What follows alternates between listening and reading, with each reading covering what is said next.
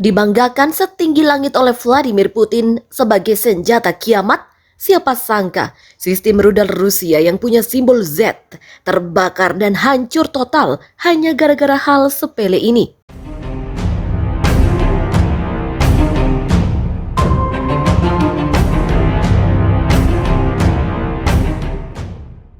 Di berbagai media, militer Rusia terlihat membombardir wilayah Ukraina dengan berbagai senjata militer. Militer Rusia dilaporkan turun dengan kekuatan penuh, termasuk menggunakan serangan udara, rudal, dan tank. Namun, Ilya Ponomarenko, seorang reporter pertahanan dengan The Kyiv Independent, membagikan video yang menyatakan militer Rusia juga mengalami masalah. Ponomarenko membagikan video sistem rudal yang hancur di Twitter.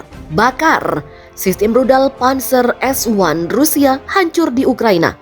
Demikian tulis Ponomarenko. Dia lalu menulis di media sosial, Ponomarenko sangat senang dengan kehancuran sistem rudal tersebut. Video menunjukkan api mengepul keluar dari bagian bawah sistem peluncuran rudal. Video Ponomarenko juga menunjukkan kendaraan peluncuran yang menampilkan simbol Z misterius yang telah membingungkan para ahli pertahanan barat. Dilansir dari express.co.uk pada Kamis, sistem rudal Panzer adalah kumpulan rudal permukaan ke udara dan sistem rudal anti pesawat. Mereka biasanya ditempatkan di belakang truk militer. Meskipun teknologi ini dikembangkan oleh militer Rusia pada tahun 90-an, tetapi alat ini baru beroperasi penuh pada tahun 2012.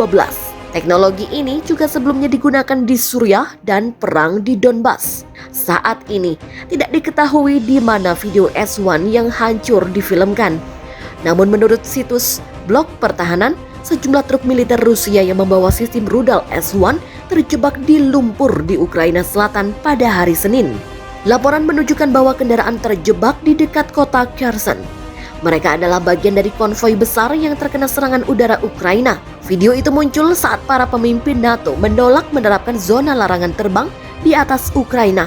Mantan diplomat Inggris Sir Simon McDonald mengatakan, NATO melakukan semua yang bisa untuk membantu krisis yang sedang berlangsung di Ukraina, tetapi telah memperingatkan bahwa memberlakukan zona larangan terbang di atas negara itu akan sama dengan tindakan perang melawan Rusia.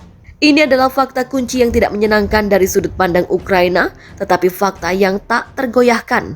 Demikian ungkap Sir Simon McDonald. Aliansi NATO melakukan semua yang bisa dilakukan untuk membantu, tetapi zona larangan terbang akan menghadapi Rusia secara langsung. Zona larangan terbang akan mengharuskan pesawat barat untuk menembak jatuh pesawat Rusia, dan itu akan menjadi tindakan perang.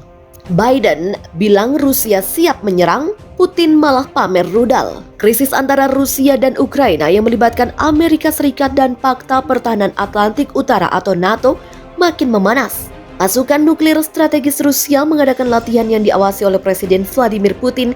Melihat hal ini, Amerika Serikat menuduh pasukan Moskow yang berkumpul di dekat perbatasan Ukraina siap maju untuk menyerang. Meski memerintahkan peningkatan militer sambil menuntun NATO mencegah Ukraina bergabung dengan aliansi itu, Rusia mengatakan tidak akan menyerang negara tetangganya tersebut. Sementara itu, Presiden Amerika Serikat Joe Biden memprediksi bahwa Putin telah membuat keputusan untuk menyerang Ukraina dalam beberapa hari mendatang.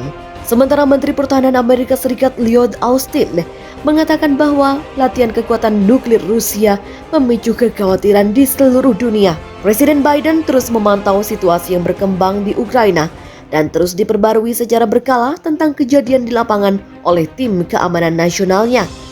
Demikian kata Sekretaris Pers Gedung Putih Jen Psaki dalam sebuah pernyataan. Mereka menegaskan kembali bahwa Rusia dapat melancarkan serangan terhadap Ukraina kapan saja.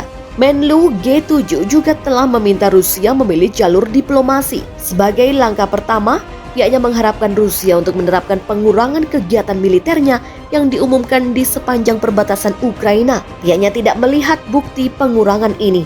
Presiden Ukraina Volodymyr Zelensky mengatakan, dia juga melakukan percakapan telepon secara mendesak dengan Presiden Prancis Emmanuel Macron dan membahas kemungkinan cara deeskalasi segera dan penyelesaian politik diplomatik. Macron akan berbicara dengan Putin pada Minggu.